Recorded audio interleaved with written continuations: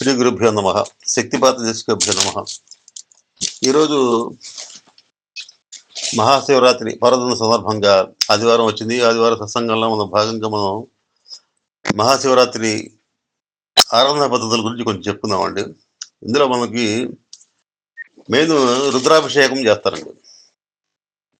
రుద్రాభిషేకం ఏకాదశి రుద్రాభిషేకం అనేది ఏకవారం అంటే అభిషేకం ఒకసారి చేయటం అనమాట.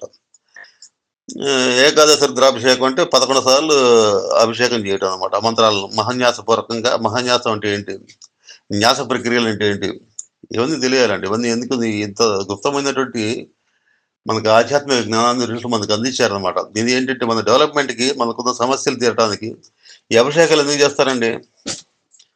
అభిషేకాలు ఎందుకు చేస్తారంటే మనకున్నటువంటి మన జీవితం మొత్తం కూడా, మన జీవితంలో ఉన్నటువంటి షట్చక్రాలకు ఇన్ఫ్లుయెన్స్, షట్చక్రాలకు సంబంధించినటువంటి అంటే వాటికి అవి దేన్ని ఆధారంగా పనిచేస్తాయంటే గ్రహగతులను అనుసరించి పనిచేస్తాయండి. చూడండి, పుట్టంగానే జాతక చక్రం వేస్తారండి. ఈ గ్రహం ఉచ్చ స్థితిలో ఉంది, తక్కువలో ఉంది, ఈ దోషం ఉంది, గ్రహ దోషాలు ఉన్నాయి, శాంతులు చేయించమని అంటారు అన్నమాట. అంటే ఏంటి, గ్రహాల యొక్క ఇన్ఫ్లుయెన్స్ మనలో ఉన్నటువంటి నాడీ వ్యవస్థ మీద పనిచేస్తుందండి. మనలో షట్చక్రాలే కాకుండా చిన్న చిన్న చాలా ఉంటాయి శరీరం మొత్తం. అంటే చక్రాలు అంటే జాయింట్స్ అనమాట, నాడీ కేంద్రాలు అనమాట. అటువంటి నాడీ కేంద్రాలు చిన్నవి పెద్దవి చాలా ఉంటాయి అనమాట. వీటి ఇన్ఫ్లుయెన్స్ ఎక్కువ గ్రహాల నుంచి వచ్చేటువంటి శక్తితోటి లోపల ఉన్నటువంటి నాడీ వ్యవస్థ నడపబడుతుంటుంది అనమాట. ఒక జాతకం ఒక రకంగా ఉండడానికి, ఇంకోటి జాతకం బాగా ఉండడానికి, ఇంకోటికి సరిగ్గా లేకపోవడానికి, ఒకటికి అన్ని కష్టాలు వస్తుంటాయి, ఒకటి అన్ని సుఖాలు వస్తుంటాయి. ఇవన్నీ ఏంటంటే గ్రహగతులుగా వాళ్ళు పూర్వజన్మలు చేస్తున్నటువంటి కర్మల ఆధారంగా గ్రహగతులు నిర్దేశిస్తాయి అనమాట. కర్మను అనుభవించడానికి ఏ గ్రహం వాడికి పుట్టినప్పుడు ఏదైతే గ్రహ సంచారం ఎట్లా ఉందో చూసి దాన్ని బట్టి వాడి యొక్క ఫ్యూచర్ నిర్ణయించబడుతుంది అనమాట. కాబట్టి ఈ గ్రహగతుల్లో వచ్చేటటువంటి దోషాలను పోగొట్టుకోవడానికి మెయిన్ ఈ అభిషేకాలు చేస్తారండి. రుద్రాభిషేకం చేయడానికి కారణం ఏంటంటే ఈ గ్రహగతుల్ని, తర్వాత మళ్ళీ వీటన్నిటిని నియంత్రించేది ఎవరంటే రుద్రులు. ఏకాదశి రుద్రులు, 11 మంది రుద్రులు నియంత్రిస్తుంటారు అన్నమాట. వాళ్ళు మన శరీరంలో ఉన్నారు. మన శరీరంలో కార్యక్రమాలని ఏకాదశి రుద్రులు నియంత్రిస్తుంటారు. బాహ్యంగా ఉన్నటువంటి ప్రకృతిలో ఉన్నటువంటి శక్తులను కూడా ఆ రుద్ర శక్తి అనేది 11 మంది రుద్రులు నియంత్రిస్తుంటారు అనమాట. కాబట్టి ఈ గ్రహగతులు నియంత్రించేది ఎవరంటే ఏకాదశి రుద్రులు అనమాట. కాబట్టి ఏకాదశి రుద్రుల్ని మంత్రపూర్వకంగా మనం ఎప్పుడైతే అభిషేకం ఎప్పుడైతే చేస్తామో, శివలింగాన్ని మనం స్థాపించుకొని శివలింగానికి అభిషేకం చేసినప్పుడు, ఏకాదశి రుద్రంతో చేసినప్పుడు, ఏకాదశి రుద్రుల్ని ఆవాహన చేసినప్పుడు ఏమవుతుందంటే మనలో ఉన్నటువంటి దోషాలు ఏవైతే ఉన్నాయో, ఇప్పుడు అర్ధాష్టమ శని అని చెప్పేసి, అష్టమ శని అని చెప్పేసి, తర్వాత ఏలినాడు శని అని చెప్పేసి, గ్రహాలు సరిగా ఇతర గ్రహాలు సరిగ్గా లేదు, మూమెంట్ సరిగ్గా లేదు అన్నప్పుడు ఏం చేస్తుంటారు, ఇట్లా అభిషేకాలు చేయించుకొని దానికి పరిహారం చేసుకుంటారు అన్నమాట. అంటే మంత్రం సక్రమంగా కనుక చేసి, సరైన పద్ధతులు చేసి, సరైన ప్రదేశంలో చేస్తే ఎక్కడ మారుతాయంటే లోపల మన దేహంలో ఉన్న పరిస్థితులు మారుతాయి. మన దేహంలో ఉన్నటువంటి నెగిటివ్స్ ఏవైతే ఉన్నాయో, నెగిటివ్ శక్తులు ఏవైతే ఉన్నాయో అవి పోతాయి అన్నమాట. పోయి మామూలు నార్మల్గా వస్తుంది అనమాట. కాబట్టి దీనివల్ల ఏమవుతుందంటే, అభిషేకం వల్ల ఏమవుతుందంటే మనం అనుభవించాల్సిన కర్మ కొంత తగ్గుతుంది, న్యూట్రలైజ్ అవుతుంది అనమాట. కాబట్టి అభిషేకాలు ఆరోగ్యాన్ని ఇస్తాయి. అభిషేకం చేస్తే ఆరోగ్యం వస్తుందంటారు, మన కోరికలు కూడా తీరుతాయి. ఎందుకని సమస్తం ఆ రుద్రులే, సమస్త ప్రపంచాన్ని శాసించేది ఏకాదశి రుద్రులే చేస్తుంటారు అనమాట. అందుకని ఏకాదశి రుద్రాభిషేకం అంటారు అనమాట. అసలు ఏకాదశి రుద్రులు అంటే ఎవరు, ఎంతమంది ఉన్నారు? 11 మంది అని చెప్పారు కదా. వాళ్ళు ఏం చేస్తుంటారండి, ప్రపంచంలో ఉండి ఏం చేస్తుంటారు అనేది మనం కనుక పరిశీలించినట్టయితే, ఈ 11 మంది రుద్రులు ఏం చేస్తుంటారంటే ప్రకృతిలో రకరకాల శక్తులను నియంత్రిస్తుంటారండి వాళ్ళు, ఏకాదశి రుద్రులు అనమాట. ఈ ఏకాదశి రుద్రుల్లో మొట్టమొదటి వాడు అజైక పాద అనేది అనమాట. ఏకాదశి రుద్రుల్లో మొట్టమొదటి శక్తి ఏంటంటే అజైక పాద. ఈయన ఏం చేస్తుంటాడంటే సముద్రాలను నియంత్రిస్తుంటాడు. సముద్రంలో చూడండి, ఆటుపోట్లు ఉంటాయి, రకరకాల సముద్రంలో పరిస్థితులు క్షణక్షణం మారిపోతుంటాయి అనమాట. ఈ సముద్రాలను నియంత్రించేది ఎవరంటే అజైక పాద అనేటువంటి రుద్రుడు అనమాట. మన శరీరంలో ఏం చేస్తుంటాడు ఆయన, మన శరీరంలో నడకని నియంత్రిస్తాడు. సమతుల్యత, శరీరం నడుస్తున్నాము, సమతుల్యత లేకపోతే పడిపోతాం కదా. కాబట్టి మనం సక్రమంగా నడవటానికి శరీర సమతుల్యతకి ఈయన మనకు సహాయం చేస్తాడనమాట. ఈ మొదటి రుద్రుడు అనమాట. రెండో రుద్రుడు ఏం చేస్తాడు, అహిర్భుజ్య అంటే మూలాధార చక్రం దగ్గర ఉంటాడు. అహిర్భుజ్య అంటే ఈయన ఏం చేస్తాడండి, మన శరీరంలో స్థిరత్వం ఇస్తాడు, భద్రత ఇస్తాడు ఈయన. బయట ప్రపంచంలో ఏం చేస్తాడండి ఈయన, ఏకాదశి రుద్రుల్లో అజయ్ ఆయనేమో పర్వతాలండి. నేను ముందాక సముద్రాలని చెప్పాను. సముద్రాలు కాదండి, పర్వతాలను నియంత్రిస్తారు. పర్వతాలు మన ప్రతి ఖండంలోనూ ప్రతి చోట కూడా మనకి ఎవరెస్ట్ కానీ ఇటువంటి ఉన్నాయి కదా, పర్వతాలు ఉన్నాయి. ఆ పర్వతాలను నియంత్రించే ఎవరంటే అజయ్ అనమాట. ఇప్పుడు అహిర్బుచ్చ అనే ఆయన సముద్రాలను నియంత్రిస్తాడు. సముద్రంలో ఉండే ఆటుపోట్లు కానీ, సముద్రంలో ఉండేటువంటి ఆ, మనకి 35% భూమి మీద సముద్రం ఉంది. కాబట్టి ఆ సముద్రాలను నియంత్రించే శక్తి ఏదైతే ఉందో అది దాన్ని అహిర్బుద్ధి అంటారు అనమాట. ఇది మూలాధార చక్రాన్ని, ఈ మూలాధార చక్రం స్థానంగా మూలాధార చక్రంలో పనిచేస్తుంటుంది అనమాట. సో ఇది స్థిరత్వం ఇస్తుంది. మూలాధార చక్రం కనుక స్థిరంగా ఉంటే మనకు స్థిరత్వం ఉంటుంది అనమాట. దాని మీద నిలకడగా ఉండగలుగుతాం, అన్ని సరైన నిర్ణయాలు తీసుకోగలుగుతాం. భద్రత భద్రత అనేది మనకి మానసికమైనటువంటి అభద్రతా భావం పోయి భద్రత అనేది కలుగుతాం అనమాట. ఇప్పుడు ఈ రెండో రుద్రుడు చేసే పని అది. మూడో ఆయన వీరభద్ర అండి. రుద్రుడి పేరు, మూడో రుద్రుడి పేరు అంటే వీరభద్ర అనమాట. ఈయన అగ్నిని, బాహ్య ప్రపంచంలో అగ్నిని నియంత్రిస్తాడు. అగ్నిని మనకి లోపల, మన శరీరం లోపల స్వాధిష్టాన చక్రం ఏదైతే ఉందో దాన్ని నియంత్రిస్తాడు అనమాట. అంటే భావోద్వేగాలు, స్వాధిష్టాన చక్రానికి లింక్ ఏముంటాయండి, భావోద్వేగాలు, తర్వాత సృజనాత్మకత అంటే ఏంటి, క్రియేటివిటీ క్రియేటివిటీ అనేది, తర్వాత భావోద్వేగాలు అనేవి స్వాధిష్టాన చక్రాన్ని మన లింక్ అయి ఉంటాయి అనమాట. కాబట్టి దానికి ఆ శక్తి ఇచ్చేది ఎవరండి, వీరభద్రుడు అనమాట. అట్లాగే 4 పినాకుడు. పినాకపని అంటాడు చూడండి, పినాకపని పినాకుడు అనేది ఈశ్వరుడు నామం, పేరు అనమాట. రుద్రుల్లో ఒక పేరు అనమాట ఇది. ఈయన వాయువు బాహ్య ప్రపంచంలో వాయువుని నియంత్రిస్తాడు అనమాట. మన శరీరంలో ఏం నియంత్రిస్తాడండి, మణిపూర చక్రాన్ని నియంత్రిస్తాడు అనమాట. మణిపూర చక్రం నాభి దగ్గర ఉన్న చక్రాలు అనమాట. ఈ మణిపూర చక్రం మరి నియంత్రించి అందులో ఆత్మవిశ్వాసం అనేది కలుగుతుంది. ఎప్పుడైతే ఇది నియంత్రణలో ఉందో, దానికి సరైన శక్తి లభించిందో మనలో ఆత్మవిశ్వాసం అనేది పెరుగుతుంది, శక్తి పెరుగుతుంది, బాగా ఎనర్జీ లెవెల్స్ బాగా పెరుగుతాయి అనమాట. కాబట్టి పినాకుడు చేసే పని అంటే మనలో ఉన్న ఎనర్జీ లెవెల్స్ని పెంచుతాడు అనమాట. తర్వాత హర, ఇప్పుడు 4 అయిపోయినాయి. ఐదోది హర. ఐదో రుద్రుడి పేరు హర అనమాట. ఈయన జలాలను నియంత్రిస్తాడండి. వాటర్ రిసోర్సెస్ ఎక్కడైతే ఉన్నాయో వాటిని నియంత్రిస్తాడు అనమాట. వర్షాలు కురిపించడం కానీ, తర్వాత చెరువులు, నదుల్లో నీళ్లు ప్రవాహాలకు సంబంధించినవి కానీ, ఈ పనులన్నీ ఎవరు చేస్తారండి, హర అనేటటువంటి రుద్రుడు చేస్తాడనమాట. ఈయన ఈ అనాహత చక్రానికి సంబంధించి, ఆయన లోపల శరీరంలో అనాహత చక్రానికి సంబంధించి ఎనర్జీని ఆయన ఇస్తాడనమాట.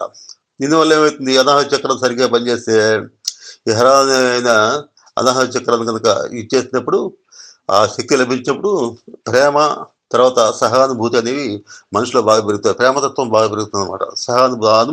ఒకడు ఏమన్నా చూస్తే వాడి పట్ల సహృదయత, ఇవన్నీ దేనివల్ల ఏర్పడుతుందంటే ఈ రుద్రశక్తి వల్ల ఏర్పడుతుంది. ఈ రుద్రశక్తి సరిగ్గా పనిచేయలేదు అనుకోండి, డ్రై హార్ట్, దేనికి స్పందించడు, ప్రేమ అనేది ఉండదు దేనికి అసలు. ఎవరిని చూసినా కూడా ఒక వాడికి సహాయపడదాం అనేటువంటి బుద్ధి కూడా ఉండదు అనమాట. వాడు పూర్తి స్వార్థపరుడుగా ఉంటాడు అన్నమాట. కాబట్టి వీళ్ళందరూ ఏం చేస్తున్నారు, మన శరీరంలో పనిచేస్తున్నారు రుద్రులు, ఏకాదశి రుద్రులు. బాహ్య ప్రపంచంలో కూడా వాళ్ళు ప్రకృతిని నియంత్రిస్తున్నారు అన్నమాట. ప్రకృతిని, మన శరీరంలో మన అంతః ప్రకృతిని వాళ్ళు నియంత్రిస్తున్నారు అన్నమాట. అట్లాగే తర్వాత ఆరో రుద్రుడు ఏం చేస్తున్నాడండి, శంభు ఆయన పేరు. ఈయన సూర్యుడిని నియంత్రిస్తాడండి. సూర్య కళలు చూడండి, సూర్యుడిని నియంత్రించడానికి రోజు మనం చూస్తుంటాక సూర్యుడిని నియంత్రించేది అని చెప్పేసి సూర్యుడికి కూడా 12 ఆదిత్యులు అంటారు. 12 ఆదిత్యులు అనమాట. 12 మంది సూర్యులు 12 రకాలుగా ఉంటారు అనమాట. అంటే ఒక్కొక్క కాలం ఒక్కొక్క రకంగా ఉంటుంది. సూర్య శక్తి అనేది ఒక్కొక్క కాలంలో ఒక రకంగా ఉంటుంది అనమాట. కాబట్టి ఆ సూర్యుడిని నియంత్రించడం అంటే ఆ కాలానుగుణంగా ఇప్పుడు మనకి ఈ 12 నెలలు ఉన్నాయి కదా, 12 నెలల్లో సూర్యుడు ఒక్క నెలలో ఒక రకంగా ఉంటాడు అనమాట. కాబట్టి ఈ రకంగా సూర్యుడిని నియంత్రించేది ఎవరండి, ఈయన శంభు. ఈయన విశుద్ధి చక్రానికి లింక్ అయి ఉంటాడు అనమాట. విశుద్ధి చక్రానికి శక్తిని అందజేస్తాడు అనమాట. విశుద్ధి చక్రం అంటే తెలుసు కదా మనకి, అనాహత చక్రం అంటే గుండె దగ్గర, హృదయం దగ్గర, విశుద్ధి చక్రం అంటే గొంతు దగ్గర అనమాట. విశుద్ధి చక్రాన్ని ఆయన నియంత్రిస్తుంటాడు అనమాట. ఇక్కడ ఈ చక్రం ద్వారా ఏం చేస్తుంటాడు ఆయన, సమాచార మార్పిడి, తర్వాత సత్యం మాట్లాడు, సత్యవాక్ పరిపాలనకు సంబంధించినటువంటి వాక్ అనేది సత్యం. చూడండి, చాలా మంది యథార్థం మాట్లాడరు. లోపల ఒకటి, బయట ఒకటి మాట్లాడతారు. కానీ ఈయన గనక సక్రమంగా పనిచేసేటప్పుడు వాడు సత్యమే మాట్లాడతాడు. ఏదైతే ఉందో, ఏదైతే మనసులో అనుకున్నాడో అదే అదే బయటకొస్తుందనమాట. కాబట్టి సత్య వాక్ పరిపాలనకి, తర్వాత సమాచార మార్పిడికి ఈయన సహాయం చేస్తాడనమాట. తర్వాత ఏడోది త్రయంబకుడు. త్రయంబకుడు. ఈయన త్రయంబకుడు అనే రుద్రుడు ఏం చేస్తున్నాడండి, ఈయన చంద్రుడిని నియంత్రిస్తాడనమాట. చంద్ర కళలని ఉంటాయి చూడండి. చంద్ర కళలు పెరుగుదల, తరుగుదల అట్లా ఉంటాయనమాట. కాబట్టి చంద్రుడు కళల్ని ఆయన నియంత్రించే ఆయన ఈ త్రయంబకుడు అనేటువంటి రుద్రుడు అనమాట. మనకి ఏం చేస్తాడు, మనకి ఎక్కడ నియంత్రణ లోపల అంతా లోపల శరీరం లోపల ఆజ్ఞాచక్రం దగ్గర పనిచేస్తున్నాడండి. ఈయన ఏం చేస్తాడంటే త్రయంబకుడు త్రయంబకం మజాభే సుగంధం పుష్టివర్ధనం అని చెప్పేసి ఊరవారి బంధనాథ్ ముత్యమాముతాత్. అందులో ఏంటి, మనకి జ్ఞానాన్ని ప్రసాదించేది కోరటం అనమాట అందులో అనమాట. కాబట్టి ఈయన ఆజ్ఞాచక్రం దగ్గర పనిచేస్తుంటాడు. అందుకు త్రయంబకం మజావేహే అంటారు. త్రయంబకం అంటే ఆ రుద్రుడిని ప్రార్థన చేస్తున్నాడు మనం. త్రయంబకుడు రుద్రుడిని అంతర్దృష్టిని జ్ఞానాన్ని ఇస్తాడండి ఈయన.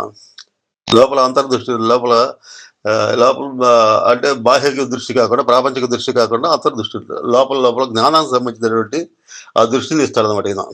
తర్వాత 8 ఆపరేషణీయ రుద్రుడు అనమాట. ఆయన పేరు ఆపరేషణీయ అనే రుద్రుడు అనమాట. ఈయన నక్షత్రాలను నియంత్రిస్తాడు. నక్షత్రాలని నియంత్రిస్తాడు అనమాట. ఈయన ఎక్కడ పనిచేస్తాడంటే మన శరీరంలో సహస్రారంలో పనిచేస్తాడు అనమాట. ఈయన సహస్రారంలో పనిచేసి మనకి ఏమి ఇస్తాడు, ఆయన ఆధ్యాత్మిక సంబంధమైన జ్ఞానాన్ని, తర్వాత వాటిని ఆధ్యాత్మికమైనటువంటి జ్ఞానాన్ని అందజేస్తాడు అనమాట. కాబట్టి ఇది ఆయన చేసే పని అనమాట. తర్వాత 9ది సవిత్రు అంటారండి. ఈ రుద్రుడి పేరు సవిత్రు. ఈయన ఏం చేస్తాడంటే పగలు రాత్రిని నియంత్రిస్తాడు. పగలు రాత్రి అంటే రోజు మనం ఒకే రకంగా చూస్తుంటాం కదా. పగలు రాత్రి మీరు గమనిస్తే తెలుస్తుంది. శీతాకాలం రాత్రులు, పగలు రాత్రులు తేడా ఉంటుంది. శీతాకాలం కానీ, ఎండాకాలం కానీ వాటి లెంగ్త్ పెరగడం, తగ్గడం ఇవన్నీ ఉంటాయి కదా. అవన్నీ ఎవరు చేస్తారు, ఇవన్నీ అంటే ఈ రుద్రుడు చేస్తాడు అనమాట. పగలు రాత్రిని నియంత్రిస్తుంటాడు అనమాట. ఈయన సవిత్రు అంటే ఈయనకి మరి ఎక్కడ పనిచేస్తుంటాడండి, మన ప్రాణశక్తిలో పనిచేస్తుంటాడు అనమాట. అంటే జీవశక్తి, శ్వాస, ప్రాణశక్తి ఎక్కడ మనకి ప్రాణశక్తి లోపలికి ఎంటర్ అయ్యేది అంటే శ్వాస రూపంలో పనిచేస్తున్నమాట. కాబట్టి ఈయన సవిత్రు అనేటువంటి రుద్రుడు మన శ్వాసని నియంత్రిస్తుంటాడు అనమాట. ప్రాణశక్తిని, జీవశక్తిని నియంత్రిస్తుంటాడు అనమాట. ఇంకా 10వ రుద్రుడు ఏం చేస్తుంటాడంటే భవ. ఆయన పేరు భవ. ఆయన భూమిని నియంత్రిస్తుంటాడు. భూమి ఉంది. భూమి గమనం చూడండి. ఒక్కోసారి భూకంపాలు వస్తుంటాయి, ఒక్కోసారి రకరకాల అంటే కరువు కాటకాలు వస్తుంటాయి, వర్షాలు లేక చేసి ఇవన్నీ అంటే భూమి యొక్క గమనాన్ని, తర్వాత భూమిలో జరిగేటువంటి కదలికల్ని ఆయన నియంత్రిస్తుంటాడు అనమాట. ఈయన పేరు ఏంటండి భవ అండి. ఈయన మన శరీరంలో ఎక్కడ పనిచేస్తుంటాడండి, మనసులో పనిచేస్తుంటాడు అనమాట. మనసు మీద పనిచేస్తుంటాడు అనమాట. ఆలోచనలు, భావోద్వేగాలకి ఈయన ఈయన కారణంగా ఆ భావోద్వేగాలకి రావటం కానీ చూడండి. ఒకసారి ఉన్నటువంటి మనకి కరుణ పుట్టడం కానీ, దయ కానీ, ప్రేమ కానీ భావోద్వేగాలు ఉంటాయి అనమాట. ఇవన్నీ ఈ ఉద్వేగాలకి మూలం ఎవరు, ఈ రుద్రశక్తి అనమాట. భావానే రుద్రశక్తి అనమాట. ఇవి ఆలోచనలకి మూలం కూడా. ఆలోచనలు రకరకాల ఆలోచనలు వస్తుంటాయి కదా. ఆలోచనల మూలం ఎవరు, భవానే రుద్రశక్తి అనమాట. ఇంకా 11వ రుద్రశక్తి, దీన్ని మహాదేవ అంటారండి. మహాదేవ ఈ సృష్టి లక్ష్యాన్ని, సృష్టి ఎందుకు వచ్చింది, సృష్టి పరిణామ క్రమం చెందుతూనే ఉంటుంది. మన సత్యయుగంలో ఉన్నప్పటికీ ఇప్పటికీ క్రమక్రమంగా మనకి సృష్టిలో అనేక రకాలైన పరిణామాలు జరుగుతూ ఉన్నాయి అనమాట. కాబట్టి సృష్టి లక్ష్యాన్ని నిర్ణయించేవాడు అంటే మహాదేవ్ అనమాట. ఈయన ఆత్మ అనమాట, పరమాత్మ అనమాట. మన ఆత్మస్వరూపం ఏదైతే ఉందో, పరమాత్మ స్వరూపం ఏదైతే ఉందో అది మహాదేవ్ అంటారు. మహాదేవ సింహు అంటారు అనమాట. అంటే ఆత్మస్వరూపాన్ని మనం ప్రార్థన చేస్తుంటాం అనమాట. ఈయన మన శరీరంలో ఏం చేస్తుంటాడండి, మన చైతన్యాన్ని హైయర్ లెవెల్స్ తీసుకెళ్ళడం కానీ అవన్నీ మనకి ఆత్మ చైతన్యాన్ని మనకి కలుగజేస్తాడు మన స్వీయ, తన సొంతంగా. మనం ప్రతి జీవి కూడా పరిణామ క్రమంలో ముందుకు పోవాలి కాబట్టి ఆ పరిణామ క్రమంలో ముందుకు పోయేటటువంటి ఆ శక్తిని ఇస్తాడు అనమాట. మహాదేవ అనేటువంటి రుద్రుడు అనమాట. కాబట్టి 11 మంది రుద్రులు మన శరీరంలో పనిచేస్తున్నారు, ప్రకృతిలో కూడా పనిచేస్తున్నారు. ప్రకృతిలో సమస్తం కూడా చూడండి, ప్రకృతి వైపరీత్యాలు జరుగుతున్నాయంటారు. ఎందుకు జరుగుతున్నాయి, ఈ ఏకాదశి రుద్రులు కోపిస్తే వీళ్ళు ప్రకృతిని సంరక్షిస్తుంటారు, అట్లాగే కోపిస్తే శిక్షిస్తుంటారు, ప్రాణుల్ని శిక్షిస్తుంటారు అనమాట. ఎట్లా భూకంపాలు రావడం కానీ, వరదలు రావడం కానీ, గాలివానలు రావడం కానీ, ఇవన్నీ ఏంటంటే ఇవన్నీ ఒక ప్రకృతి శక్తి అంటే ఆత్మశక్తి అనమాట. ఆత్మశక్తి యొక్క ప్రేరణతోటి ఇవన్నీ ఈ కార్యక్రమాలన్నీ బయట బాహ్యంగా జరిగేవన్నీ జరుగుతుంటాయి. మనం ఏమంటే వాటి మీద ఇరుక్కుపోదు అసలు. ఎవరు చేస్తున్నారు ఏంటని చెప్పేసి అది ఆలోచన రాదు మనకి ఇవన్నీ. భగవంతుడే రకరకాలైనటువంటి శక్తులుగా మారి, ప్రకృతి శక్తులుగా మారి బాహ్య బాహ్య ప్రకృతిగా మారాడు ఆయన. అంత ప్రకృతికి కూడా ఆయనే ఉన్నాడు లోపల. మనో బుద్ధి చిత్త అహంకారాలుగా ఆయనే ఉన్నాడు. కర్మేంద్రియాలు, జ్ఞానేంద్రియాలు, తర్వాత మనస్సు, బుద్ధి, చిత్తము, అహంకారం అనే ఆ రకమైనటువంటి ఆ ఆ స్థితుల కింద అంతఃప్రకృతి కింద కూడా ఆయనే ఉండి పనిచేస్తున్నాడు అనమాట. కాబట్టి మనకి ఈ గ్రహగతుల్లో ఏమైనా గ్రహగతుల మూలంగా సంభవించే కర్మలు, చెడు కర్మలు ఏమైనా ఉంటే పోగొట్టుకోవడానికి మనం ఏం చేస్తుంటామంటే ఈ రుద్రాభిషేకం చేస్తామండి. మన కోరికలు తీర్చడానికి కూడా. ఇప్పుడు మనకి కోరికలు మనకి కొంతమంది పిల్లలు కావాలి, కొంతమంది డబ్బులు కావాలి, సంపద కావాలి, ఉద్యోగం కావాలి, రకరకాల కోరికలు ఉంటాయి కదా. ఆ కోరికలు తీర్చడానికి కూడా ఈ అభిషేకాలు చేస్తారన్నమాట. మనం సంకల్పం చెప్పుకొని ఈ రకంగా మొదటగా సంకల్పం చెప్పుకొని మనం ప్రార్థన చేస్తే మన కోరికలు కూడా ఫలిస్తాయండి. ఇవన్నీ ఏంటంటే నిమ్న స్థాయికి సంబంధించినవి. ఇవన్నీ ఏవి కోరికలు అనేది నిమ్న స్థాయికి సంబంధించింది అనమాట. మనమేంటి మనం ఈ అభిషేకం కనుక త్రికరణశుద్ధిగా చేస్తే మనకి ఆత్మజ్ఞానం అనేది ఫైనల్. మహాదేవుడు ఏమిస్తాడంటే ఆత్మజ్ఞానం ఇస్తాడనమాట. ఆత్మజ్ఞాన స్థితి అనేది ప్రతి ఒక్కరికి కలుగుతుంది అనమాట. కాబట్టి అభిషేకాల ద్వారా ఏం కలుగుతుందంటే కర్మ క్షయం అని కొంత క్షయం చేసుకోవచ్చు. తర్వాత మనకున్న కోరికలు, చిన్న చిన్న కోరికలు కానీ, పెద్ద కోరికలు కానీ ఏవైనా సరే మనకి ఈ మనకి ఒక కోరిక తీరట్లేదండి. ఒక కష్టం నుంచి బయటపడాలనుకుంది, తీరట్లేదు అంటే ఏంటి, కర్మ ఏదో అడ్డం పడుతుంది. ఆ అడ్డం పడ్డ కర్మను ఆ భగవంతుడు ప్రార్థించి తీసేసుకోవటం అనమాట. ఇది అభిషేకం అంటే అది అర్థం.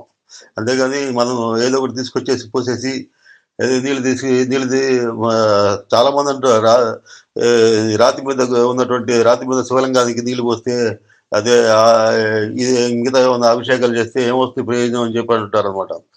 అది శాస్త్రబద్ధంగా చేస్తున్నప్పుడు మాత్రం ప్రయోజనం ఉంటుంది. మామూలుగా నీళ్ళు పోస్తే రావదండి. ఆ శాస్త్ర ప్రకారం చేసేవాడు ఏం చేయాలంటే అంగన్యాసం, కరన్యాసం, మహన్యాసం ఉంది. మహన్యాసపూర్వకంగా రుద్రాభిషేకం చేస్తే ఫలితాలు వస్తాయండి. మహన్యాసపూర్వకంగా రుద్రాభిషేకం చేయడం అంటే ఏంటండి, మహన్యాసం అంటే అంగన్యాసం, కరన్యాసం అంటే ఏంటి అది కూడా తెలుసుకోవాలి. మనం చూడండి స్తోత్రం చదివేటప్పుడు కానీ, పూజ చేసేటప్పుడు కానీ అంగన్యాసం, కరన్యాసం చేస్తామండి. అంటే మనలో ప్రాణశక్తి లెవెల్స్ ఉంటాయి. రకరకాలుగా పంచప్రాణాలు, ఉప ప్రాణాలు పనిచేస్తుంటాయండి శరీరంలో. నాడీ వ్యవస్థ ఉంది. 72,000 నాళ్ళు లోపల రకరకాల శరీరం అంతా వ్యాపించుంటాయి అనమాట. కాబట్టి వీటిని మన అంగన్యాసం, కరన్యాసం ద్వారా ఏం చేస్తామంటే వాటిని ఒకదాన్ని ఒకటి కలుపుతాం అనమాట. అది ముఖ్యమైనటువంటి ప్రాణశక్తి సెంటర్స్ ఉన్నాయి. ఆ సెంటర్స్ని ఈ కలపడం, చేతుల ద్వారా వాటిని కలపడం అనమాట. అంగన్యాసం, కరన్యాసం అంటే అంగన్యాసం అంగాలు, ముఖ్యమైన అంగాలని టచ్ చేయడం ద్వారా చేతులు. ఎందుకంటే చేతుల్లో ఏముందంటే మనకి చేతుల్లో కూడా చక్రాలు ఉంటాయండి. శక్తి ఎనర్జీ సెంటర్స్ అవే. ఆశీర్వదించేటప్పుడు మనం చేతుల్లో ఒక చోట చేర్చి ఆశీర్వదిస్తే ఎనర్జీ పాస్ ఆన్ అవుతుంది. మన శిరస్సు మీద చేయి పెట్టి ఆశీర్వదించినప్పుడు ఒక సిద్ధుడు కానీ ఆశీర్వదిస్తే ఏమవుతుందో వేళ్ల ద్వారా శక్తి ఆశీర్వాదం సహస్రాల నుంచి ఎనర్జీ తీసుకుంటారు అనమాట. కాబట్టి వివాహాల్లో కూడా ఏం చేస్తుంటారు, పెద్ద పెద్ద వాళ్ళని వచ్చి వాళ్ళకి నమస్కారం పెట్టి తల ఉంచితే వాళ్ళు నెత్తి మీద చేయబట్టి ఆశీర్వదిస్తారు అనమాట. అక్షింతలు తెలియటం చేస్తారు. దానివల్ల ఏమవుతుందంటే ఇట్లా చేతి వాళ్ళు ఒక చోట చేర్చడం వల్ల ఏమవుతుంది, ఎనర్జీ అక్కడ జనరేట్ అవుతుంది అనమాట. ఎనర్జీ జనరేట్ అయిన ఎనర్జీని సహస్రాలను చేరి వాళ్ళకి మేలు జరుగుతుంది అనమాట. ఎనర్జీ లెవెల్స్ ఎప్పుడైతే పెరుగుతాయో వాళ్ళకున్న కర్మలు పోతాయి అనమాట. ఎనర్జీ లెవెల్స్ పెరిగినప్పుడు ఏమవుతుందంటే మనకున్న కర్మలు పోతాయి. ఎనర్జీ లెవెల్స్ తగ్గినాయి అనుకోండి, చెడు కర్మ చేయడం ద్వారా ఎనర్జీ లెవెల్స్ తగ్గించుకున్నాం అనుకోండి, అన్ని కష్టాలే ఉంటాయి, అన్ని బాధలే ఉంటాయి అనమాట. కాబట్టి మనం సొంతంగా చేసుకోలేనప్పుడు ఏం చేస్తాం, ఒక సిద్ధుండో గురుగారి దగ్గరికి వెళ్ళి ఆశీర్వాదం తీసుకుంటాం. ఎందుకని అతను సాధన ద్వారా కొంత ఆయన దగ్గర ఎనర్జీ గెయిన్ చేస్తుంటాడు. కాబట్టి ఆశీర్వాదం ఇచ్చినప్పుడు ఏమవుతుందంటే ఆ సంకల్పం ద్వారానో లేకపోతే టచ్ ద్వారానో ఏమవుతుంది, నీ ఎనర్జీ అనేది నీ శరీరంలోకి పాస్ ఆన్ అవుతుంది అనమాట. ఇది జరిగేది. కాబట్టి ఈ ప్రక్రియలో మన రుద్రాభిషేకం చేసేటప్పుడు మనం ఈ ఒక అభిషేకాలు అవన్నీ చేసినప్పుడు మహాన్యాసపూర్వకంగా అంగన్యాసం, కరన్యాసం, మహాన్యాసం మూడు మూడు మూడు మూడు గురించి కూడా మనకు అవగాహన ఉండాలండి. తెలుసుకొని చేయాలి. ఏ సాధనైనా దేవతార్చన చేసేటప్పుడు అంగన్యాసం, కరన్యాసం అవి తప్పనిసరి తెలుసుకొని, ఆ ఋషి ఎవరు, తర్వాత మన పూజించే దేవత యొక్క స్వరూపం ఏంటి, ఇవన్నీ తెలుసుకొని చేస్తే అది ఫలిస్తుంది. ఆ మంత్రాలు ఫలిస్తాయి అనమాట. మంత్రం అర్థం తెలిసుండాలా. మంత్రదేవత యొక్క స్వరూపం తెలిసుండాలి. అందుకని ఫస్ట్ ధ్యాన శ్లోకం ఉంటుంది. ఫస్టు ఏదైనా పూజ చేసేటప్పుడు ఆ భగవంతుడి స్వరూపాన్ని శాంతాకారం, భుజగశయనం, పద్మనాభం, సురేషం అనేది అందులో విష్ణుమూర్తిది ఉంటదనమాట. అంటే శివుడికి సంబంధించింది సంబంధించిన ఇది కూడా శ్లోకం ముందర దాన్ని భావన చేసి, శివుడిని భావన చేసి, తర్వాత అంగన్యాసం, కరన్యాసం తోటి ఏం చేస్తాం మనం, శరీరంలో ఎనర్జీ సెంటర్స్‌ని యాక్టివేట్ చేయడం అనమాట. అంగన్యాసం, కరన్యాసం ద్వారా. అంటే శిఖ దగ్గర, కళ్ళ దగ్గర, తర్వాత మళ్ళీ ఆహ్, ఈ ఈ రకంగా మనం చేసి దాన్ని శక్తి దిగ్బంధనం చేస్తామనమాట. అంటే శక్తి బయటపోకుండా మనం ఎనర్జీ లెవెల్స్ డ్రాప్ కాకుండా మన పూజ అయ్యే వరకు ఆ దిగ్బంధనం చేస్తాం. శరీరంలోనే ఉండేట్టుగా మనం ఏర్పాటు చేసుకుంటాం అనమాట. మహాన్యాసం అంటే ఏంటండి? మహాన్యాసం అంటే మనం మహాన్యాసపూర్వకంగా అభిషేకం చేయాలంటారనమాట. మహాన్యాసపూర్వకం అంటే మనకి ఇక్కడ కర్మేంద్రియాలు, జ్ఞానేంద్రియాలు, మనస్సు వీటన్నిటికి మూలం ఏదంటే మూలం మన భగవంతుడి యొక్క శక్తులే అన్నిటికి మూలం. భగవత్ శక్తి అంటే ప్రతి ఒక్క అంగంలో కూడా భగవత్ శక్తే ఉంది. ప్రతి ఒక్కడి కళ్ళల్లో గానీ, తర్వాత చెవుల్లో గానీ పనిచేసేదేంటండి? భగవంతుడి శక్తే పనిచేస్తుంది. అంటే వాళ్ళని దేవతలంటారేమో. కాబట్టి ఆ దేవతల్ని మనం మనం భావన చేసి శరీరంలో ఉన్నారని చెప్పి భావన చేసేసి, అవన్నీ ఇందులో ఉన్నాయి, ఆత్మలో ఉన్నాయని చెప్పి భావన చేయడం. అంటే భావన చేసి దాని ఎనర్జీ లెవెల్స్ పెంచడం. వాడిని యాక్టివేట్ చేయడం అనమాట. ఆ దేవతా శక్తుల్ని యాక్టివేట్ చేయడం అనేది మహాన్యాసంలో ఉంటదనమాట. ఉదాహరణకి ఒకటి చెప్తాను చూడండి. ఇప్పుడు మనం ఈ ఈ స్మరణ ద్వారా దాన్ని పరమాత్మని యాక్టివేట్ చేయడం అనమాట. ఇక్కడ పరమాత్మ స్వరూపాన్ని బయటికి తీసుకురావటం. మామూలుగా అయితే మనం ఆలోచించాం కదా! బాహ్యంగా చూస్తుంటే మనసు బాహ్యంగా ఉంటుంది. కానీ మనం ఇప్పుడు ఉపాసన చేసేటప్పుడు ఏంటి, మనసు అంతర్ముఖం కావాలి. ఎప్పుడు పూజ చేసే టైంలో మనసు అంతర్ముఖం కావాలి. అంతర్ముఖంగా తీసుకురావడానికి చేసేటువంటి ప్రక్రియ ఇది మహాన్యాసం అనమాట. ఇది మహాన్యాసంలో ఏం చేస్తారంటే ఇప్పుడు మన మనకి దేవతలందరినీ కర్మేంద్రియాలు, తర్వాత జ్ఞానేంద్రియాలని, మనసును నడిపేటువంటి శక్తులు ఏవైతే ఉన్నాయో వాటిని, దేవతా శక్తులు ఏవైతే ఉన్నాయో వాటిని మనం వాటిని స్మరించి ఆ శక్తుల్ని అవి ఆత్మలో ఉన్నాయి, అవన్నీ ప్రకృతిలో ఉన్నాయి, ప్రకృతి ఆత్మలో ఉందని చెప్పేసి భావన చేయడం అనమాట. ఉదాహరణకి మనం ఒక చిన్నది ఒక ఇంద్రియాన్ని చూద్దామండి. అగ్ని ఉందండి. అగ్నికి మూలం ఏంటంటే వాక్కు అనమాట. వాక్కులో అగ్ని తత్వం ఇమిడి ఉంటుందన్నమాట వాక్కులో. అది ఎక్కడ ఉంటుంది? ఈ వాక్ ఎక్కడ ఉంటుందండి? హృదయాన్ని ఆశ్రయించండి. ఎక్కడి నుంచి వస్తుంది వాక్? హృదయంలో నుంచి వస్తుంది. పరాపశ్యంతి మధ్యమ వైఖరి స్వరూపాలు హృదయం నుంచి వాక్ బయటకు వస్తుందన్నమాట. కాబట్టి ఈ వాక్కుకు మూలం ఏదండి? హృదయం. మరి ఆ హృదయానికి మూలం ఏదండి? హృదయానికి మూలం ఏంటి? నేననే భావన. హృదయంలో నేననే భావన లేకపోతే మీకు ఇవన్నీ వస్తాయా? నీకున్న ఆలోచనలు బయటకు వస్తాయా? నేననే భావన లేకపోతే. కాబట్టి ఈ హృదయానికి మూలం ఏంటి? నేననే భావన అనమాట. కాబట్టి ఇది ఈ అంటే జీవాత్మ. ప్రతి ఒక్కళ్ళలో జీవాత్మ ఉంటది కదా! అది అది మూలం అనమాట. దానికి మూలం ఎవరండి? ఆత్మకి మూలం అంటే ప్రకృతి. ప్రకృతికి మూలం ఎవరండి? పరమాత్మ తత్వం అనమాట. కాబట్టి ఈ ఈ వాక్ అనే దానికి మూలం ఏంటి? పరమాత్మ తత్వమే. అంటే అగ్ని దేవుడు అని అంటాం కదా! అగ్నిదేవుడు వాక్కు రూపంలో వచ్చి ఆయన పరమాత్మ స్వరూపమే, ఆయన కూడా పరమాత్మ స్వరూపంలో భాగంగా మనం భావన చేయటం అనమాట. ఒక అగ్నిని పరమాత్మ స్వరూపంగా ఎట్లా భావన చేస్తాం? ఈ రకంగా మనం భావన చేసి యథార్థంగా ఆత్మతత్వానికి రీచ్ కావటమే మహాన్యాసం అంటారనమాట. ఇది ప్రతి ఒక్క అంగానికి, జ్ఞానేంద్రియానికి, కర్మేంద్రియానికి ఇట్లా ఉపాసన మొట్టమొదటి చేసుకుంటారు. మహాన్యాసంలో ఇవన్నీ చేస్తారనమాట. చేసిన తర్వాత కానీ రుద్రాభిషేకం మొదలుపెట్టాలి. పూర్తిగా భగవత్ శక్తితో శరీరం నిండిపోయి, మనస్సు, శరీరం భగవత్ శక్తితో నిండిపోయిన తర్వాత చేసే ఉపాసన ఏదైతే ఉందో, చేసే అభిషేకం ఏదైతే ఉందో దానికి మీ కోరిన కోరికలన్నీ తీరతాయి. మీరు ఏ సంకల్పంతో అయితే చేస్తారో ఋత్విక్కులు అంటారన్నమాట. ఆ ఋత్విక్కులు యజ్ఞం చేసే వాళ్ళని ఋత్విక్కులు అంటారు. ఈ ఈ బ్రాహ్మణులు ఏకాదశ రుద్రం చేసేటటువంటి బ్రాహ్మణులు కూడా కొంతమంటారు అనమాట. వాళ్ళు మంత్రాలు చదువుతుంటారు, అభిషేకాలు చేస్తుంటారు. వీళ్ళు కూడా అదే స్థితిలో ఉండాలి. ఆ స్థితిలో వచ్చిన తర్వాత మహాన్యాసపూర్వకంగా వాళ్ళు ధారణ చేసే శక్తిని, దేవతా శక్తుల్ని మేలుకొల్పి తర్వాత చేసేటువంటి అభిషేకం ఏదైతే ఉందో అది మీ కోరికలు తీరితే తర్వాత పాజిటివ్ ఎనర్జీని విపరీతంగా పెంచేస్తుంది. ఈ దేవాలయాలు, శివాలయాలు లేని ఊరు లేదంటారండి. పూర్వకాలంలో శివాలయం లేకపోతే అక్కడ భోజనం కూడా చేయరు జనాలు. ఎందుకని నెగిటివ్ శక్తులు ఎక్కువ ఉంటాయి అన్నమాట ఊళ్ళల్లో. ఆ శివాలయం చేయడం ఏమవుతుందంటే, ఈ మంత్రాలు ఈ రకంగా చదవటం వల్ల ఏమవుతుందంటే, పాజిటివ్ ఎనర్జీ విపరీతంగా డెవలప్ అయితుందక్కడ. అభిషేకాల ద్వారా గాని, ఆ మంత్రాల ద్వారా గాని, ఆ ఊళ్ళో ఆ ఊళ్ళో నెగెటివ్ ఫోర్సెస్ అనేవి ఉండవనమాట. అకాల మరణాలు ఇవన్నీ ఉపద్రవాలు ఏమి ఉండవనమాట. అందుకని ప్రతి ఊళ్ళో శివాలయం ఉంటది. ఇది ఇప్పటికి గూడా చాలా ఊళ్ళలో శివాలయం తప్పనిసరిగా ఉంటదనమాట. రామాలయం గాని, శివాలయం గాని అవన్నీ కట్టుకునేవాళ్ళు. ఎందుకంటే, మనం బతకటానికి పాజిటివ్ ఎనర్జీ కావాలండి. దేవతా శక్తి సపోర్ట్ కావాలా. అది ఊరికే కట్టల. హిందువులు మతం పెంచుకోవడానికి లేతే వాళ్ళ యొక్క సంఖ్యను పెంచుకోవడానికి దేవాలయాలు కట్టలేదండి. ఆ ఊరి మేలు కోసం మేలు ఏ రకంగా జరుగుతుందో ఆలోచించి కట్టారది.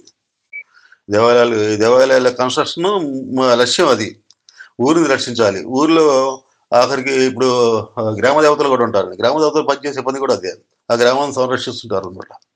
అంటే అమ్మవారి యొక్క రకరకాల స్టేజెస్‌లో ఉండేటువంటి దేవతా శక్తులుంటాయన్నమాట. దిగువ స్థాయిలో గ్రామ దేవతలంటారు. పై స్థాయిలోకొచ్చేటప్పటికి ఇప్పుడు దుర్గా అమ్మవారు వీళ్ళందరూ వస్తారనమాట. అమ్మవారి శక్తులు రకరకాల స్థాయిల్లో ఉంటాయన్నమాట. అదే విధంగా ఈ ఈ శివాలయాలు, విష్ణాలయాల్లో గూడా ఇదే జరుగుతుందన్నమాట.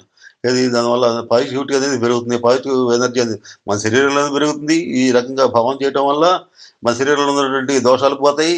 తర్వాత ఆహ్, సరౌండింగ్స్ చుట్టుపక్కల ఉన్నటువంటి వాతావరణంలో కూడా చాలా మార్పులొస్తాయన్నమాట. పాజిటివిటీ అనేది పెరుగుతుందన్నమాట. సకాలంలో వర్షాలు పడటం, అక్కడ ఈది బాధలు లేకుండా ఉండటం, అందరూ బాగుండడం, సుఖంగా ఉండడం, సంతోషాలు ఉండవు, కొట్లాటలుండవు, ఏముండవు. ప్రశాంతంగా ఉంటారన్నమాట. ఇప్పుడు అది అది లోపించింది. అది చేసేవాళ్ళు లేరు. అంత శ్రద్ధగా చేసేవాళ్ళు లేరు. తర్వాత దేవాలయాల్ని నెగ్లెక్ట్ చేస్తారనమాట. ఇప్పుడు మన వాళ్ళు చేస్తూ పోతుంటంటే దేవాలయానికి వెళ్ళేవాళ్ళు. ఏదో శివాలయం ఈరోజు ఒక రోజు వెళ్తారు శివాలయానికి. తర్వాత మళ్ళీ మామూలే. ఇప్పుడు మామూలుగా ఈరోజు మార్నింగ్ నేనెళ్ళాను శివాలయానికి వెళ్ళాను. అప్పటికే చాలా మందొచ్చున్నారు. అంటే ఏంటి శివరాత్రి నాడే వస్తారు బయటికి అందరూ. వచ్చేసి దండం పెట్టుకొని పోతారనమాట. అది ప్రతిరోజు మనం దేవాలయ దర్శనం చేసుకోవటం వల్ల మనలో ఉన్నటువంటి నెగటివిటీ అనేది పోతుంది. సరౌండింగ్స్ అయితే ఎందుకంటే పాజిటివ్ ఎనర్జీ తరతరాల నుంచి ఉన్నాయండి ఆలయాలు. ఇప్పుడు కాదు. 1000 సంవత్సరాల క్రితం ఆలయాలు కూడా ఉన్నాయి. మరి ఒకసారి గనుక అక్యుములేషన్ జరిగిందంటే పాజిటివ్ ఎనర్జీ అక్కడ ఎప్పుడు పోదండి ఇంకా. ఆ ప్రదేశంలో ఉంటూనే ఉంటుంది. అది ఒకసారి ఎనర్జీ గనుక అక్కడ డిపాజిట్ జరిగిందంటే అక్కడ నిరంతరం ఎనర్జీ యుగయుగాలు అట్లాగే ఉంటదనమాట. అందుకని ఈ దేవాలయాలు ఇంతకాలం దేశాన్ని రక్షించినాయి. తర్వాత సమాజాన్ని కూడా రక్షిస్తూనే ఉన్నాయి. నువ్వు ఎంత నెగ్లెక్ట్ చేసినా కూడా ఇప్పుడు కాశీ గాని, రకరకాల క్షేత్రాలున్నాయి కొన్ని. పూరి గాని ఇవన్నీ గూడా. అవి దేశాన్ని సంరక్షిస్తున్నాయి ఇప్పటికి. దేశం మొత్తం ఎక్కడెక్కడో అన్ని రకాలైనటువంటి ఇది జరుగుతున్నా కూడా ఇంతమంది జనాభా ఉంది. అందరికి ఆహారం లభిస్తుంది. అందరూ సుఖశాంతులతో ఉన్నారు. చక్కగా ఉన్నారందరూ. తర్వాత అన్ని కులాలు అన్ని ఇక్కడ ఇక్కడ సమానంగా ఉన్నారండి. అంత హాయిగా ఉన్నారందరూ. స్నేహితుల్లాగా కలిసిమెలిసి ఉంటున్నారిక్కడ. అంటే కొన్ని కొన్ని జరగచ్చు. నెగెటివ్స్ ఉండొచ్చు. కానీ ఇన్ని కులాలు వైవిధ్యం ఉన్నటువంటి సమాజం కూడా ఇక్కడ ప్రశాంతంగా బతుకుతుందంటే కారణం ఏంటంటే, ఆ దేవాలయాల ద్వారా వచ్చినటువంటి ఆధ్యాత్మిక శక్తి ఏదైతే ఉందో, అది ప్రపంచం మొత్తం ఆవరించి ఉందండి మొత్తం. మన దేశం మొత్తం ఆవరించింది. దేశం మొత్తం అది అలుకుపోయిందనమాట. ఇక్కడ నెగటివిటీ జరగాలంటే మిగతా దేశాల్లో జరిగినంత ఈజీగా జరగదిక్కడ. అందుకని ఇక్కడ వాళ్ళు ప్రశాంతంగా ఉన్నటువంటి ఎన్ని దుర్మార్గాలున్నా కూడా మంచి వాళ్ళు బతుకుతున్నారు. చెడ్డవాళ్ళు అందరూ బతుకుతున్నారు. అందరూ హ్యాపీగానే బతుకుతున్నారనమాట. ఇది మిగతా దేశాలకి, మన దేశానికి ఉన్న తేడా. ఎందుకని మన దేశంలో ఒక ఆధ్యాత్మికమైనటువంటి ఒక వాతావరణం అనేది ఇక్కడ ఆల్రెడీ తరతరాలు బట్టి ఉంది ఇక్కడ. ఆ శక్తి అనేది ఇక్కడ నిండిపోయి ఉందనమాట. రామకృష్ణ పరమహంస ఒకసారి కాశీ నగరానికి వెళ్ళినప్పుడు అక్కడ ఆయన అంతర్దృష్టి కూడా ఉంది ఆయనకి. ఆయన ధ్యానంలో అంతర్దృష్టి కళ్ళు మూసుకొని గాని అక్కడ ఉన్నటువంటి సూక్ష్మ స్థాయిల్లోకి మనసు వెళ్ళిపోతుందనమాట. ఆయన చూసినప్పుడు కాశీ నగరం మొత్తం బంగారం రంగుతోటి కనిపిస్తుంది ఆయనకి. ఎక్కడ చూసినా అంతా గోల్డ్ అనమాట. గోల్డ్ కలర్‌గా కనిపిస్తుందనమాట. అంటే ఏంటి గోల్డ్ కలర్ దేనికి సంకేతం అంటే ప్రాణశక్తి యొక్క హైయర్ లెవెల్‌కి సంబంధించిందనమాట. ప్రాణశక్తి. గోల్డ్ కలర్ ఎందుకంటే గోల్డ్ ఒకటి, వైలెట్ ఒకటి, వైట్ కలర్ గాని ఇవన్నీ ప్రాణశక్తి యొక్క హైయర్ లెవెల్స్‌కి సంబంధించిననమాట. లోయర్ లెవెల్‌కైతే బూడిద రంగు అట్లా ఉంటది. నల్ల రంగు అట్లా ఉంటాయనమాట. అక్కడ కాశీ మొత్తం బంగారు రంగుతోటి కనిపించిందనమాట అక్కడ. అందుకని ఆయన ఏం చేశాడు, కాశీ నగరంలో మలమూత్ర విసర్జన చేయాలంటే ఆయనకి మనసు మనసు ఒప్పుకోక ఊరు బయటికి పోయి ఎక్కడికో పోయి ఆయన మలమూత్ర విసర్జన చేసి వచ్చేవాడట. ఆయన కొద్ది రోజులు ఆయన ఉండటానికి వెళ్ళాడు కాశీ నగరంలో. ఆయన దర్శించిందది. ఈ పూరి జగన్నాథ స్వామి. పూరి జగన్నాథ స్వామి గురించి అయితే అసలు అద్భుతం అది. నేను ఒకసారి 1 ఇయర్ బ్యాక్ మేము పూరి వెళ్ళామండి. పూరి వెళ్ళినప్పుడు నా అనుభవాలు చెప్తాననమాట. అక్కడ మామూలుగా అన్నీ చూద్దాం అనుకున్నాననమాట. అన్నీ చూసి అన్ని రకరకాల ప్రదేశాలు చూసి కొంత మళ్ళీ వెళ్ళడానికి కుదరదు కదా! ఎప్పుడు వెళ్తుంటావు ఒకసారి అని ఎళ్లి అన్నీ చూద్దామని చెప్పి అనుకున్నాం కానీ, అక్కడున్నటువంటి వాతావరణం ఎంబడే అక్కడ మనసు అంతర్ముఖమయ్యేటట్టుగా ఉందండి అక్కడ. మేమొక ఆశ్రమంలో బస చేసాము. ఆశ్రమం వాళ్ళు గదిచ్చారు. ఆ గదిలోకెళ్ళి కూర్చున్న తర్వాత బయటసలు ఒకసారి దర్శనానికెళ్ళొచ్చాము. తర్వాత ఇంకా బయటికి తిరగాలనిపించలా. నిరంతర ధ్యానంలో ఉండాలనిపించిందన్నమాట. అంటే అక్కడ ఎందుకు అనిపించింది అక్కడ అంత పాజిటివిటీ ఉందక్కడ. ఆ ప్రదేశం మొత్తం పూరి మొత్తం వ్యాపించి చైతన్య మహాప్రభు అండి. చైతన్య మహాప్రభు పూరికి ఒకసారి వచ్చినప్పుడు ఆయన నామస్మరణ చేస్తూ నడుచుకుంటూ వెళ్తుంటాడు. సముద్రం పక్కనే ఉంటుంది. పూరి దేవాలయం అనేది సముద్రం పక్కనే ఉంటదన్నమాట. సముద్రం హోరు వినపడుతుంటుంది. ఆయన పూరి భగవంతుడి దర్శనం చేసుకొని ఆయన బయటకొస్తూ ఆయన తన్మయత్వంలో భగవంతుడి యొక్క నామస్మరణ చేసుకుంటూ సముద్రం వైపు పోతూ ఉన్నాడనమాట. పోతూ ఉంటే వీళ్ళందరూ చూస్తారు. ఏంది అటువైపు వెళ్తున్నాడు అందరూ చూసి సముద్రంలోకి వెళ్ళిపోతుంటాడు. ఆయనకి స్పృహ కూడా తెలియదు. నీళ్లు స్పృహ లోపలికి వెళ్తామన్న స్పృహ కూడా ఉండదు. అంత మనసు అంతర్ముఖం అవుతుందన్నమాట.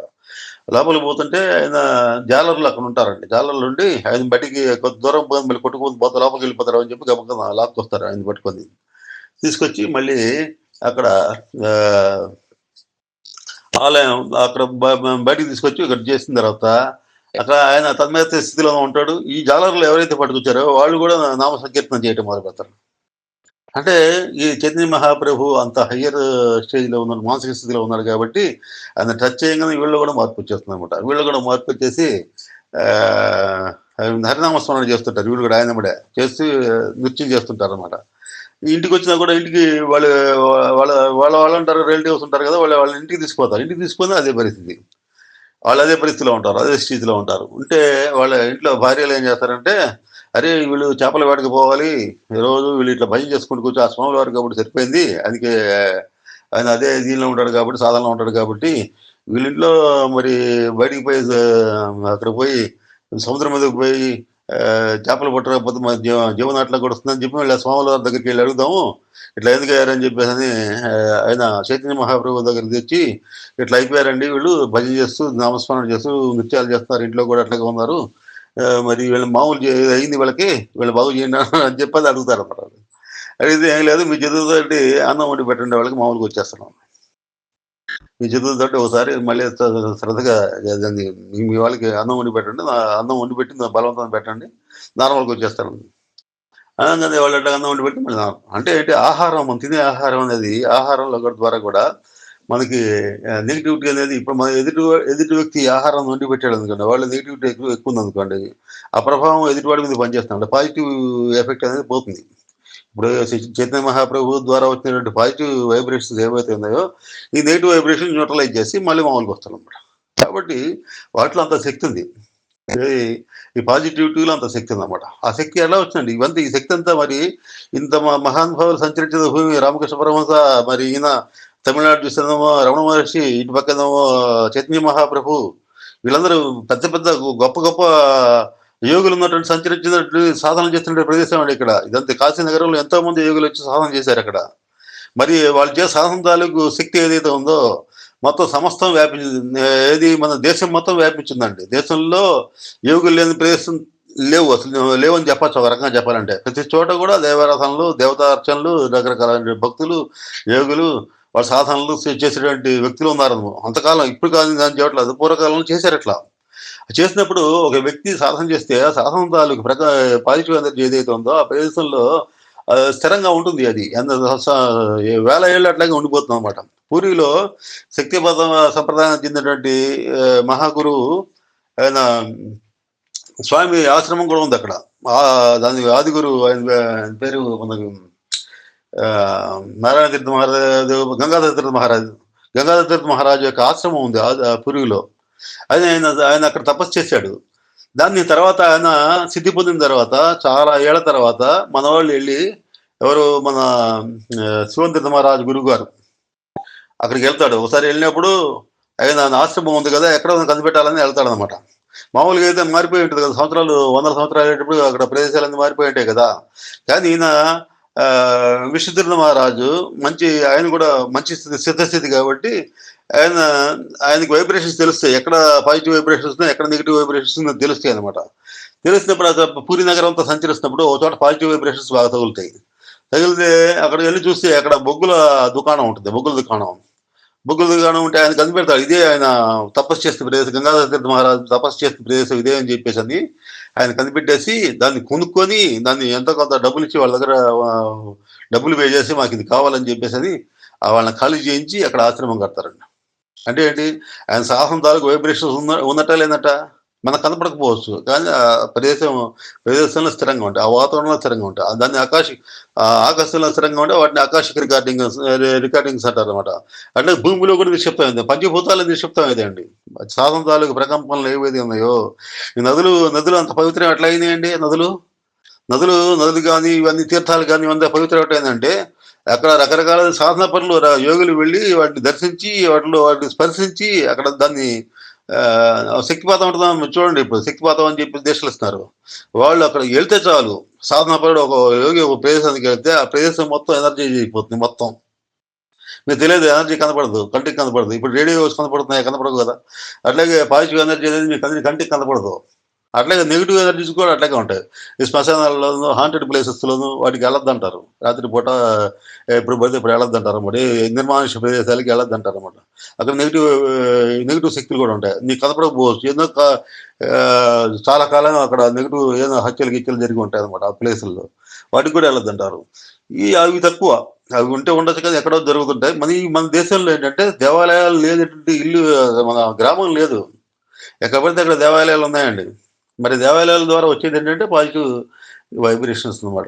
పాజిటివ్ వైబ్రేషన్స్ అవి ఏంటంటే మనకి ఆహ్, మన మన ఇండియా అందుకనే ఆధ్యాత్మిక గురువు అని చెప్పిగా మారుతుంటాడు వివేకానంద స్వామి.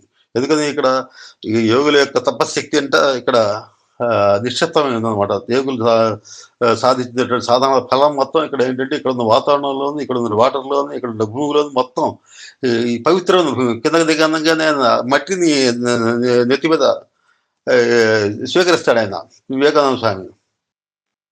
అంటే అంత పవిత్రం. ఆ భూమి అంత పవిత్రమైంది ఇక్కడ. కాబట్టి మాతృభూమి ఇక్కడ భారతదేశం అంటే విశ్వగురు కావడానికి కారణం ఏంటంటే, మన పూర్వీకులు చేసేటటువంటి, ఋషులు చేసేటటువంటి తపఫలమే కారణం అనమాట. కాబట్టి ఇటువంటి తపఫలం ఎట్లా వస్తుందండి? ఈ న్యాస ప్రక్రియలు ఇవన్నీ జరుగుతున్నప్పుడు మీకు పాజిటివిటీ అనేది పెరుగుతుందనమాట. ఇందాక చెప్పాను కదా! అగ్ని అగ్ని ఎందులో ఉంటది? వాక్‌లో ఉంటదనమాట. కాబట్టి అగ్నికి ఆధారం ఏంటంటే హృదయం అండి.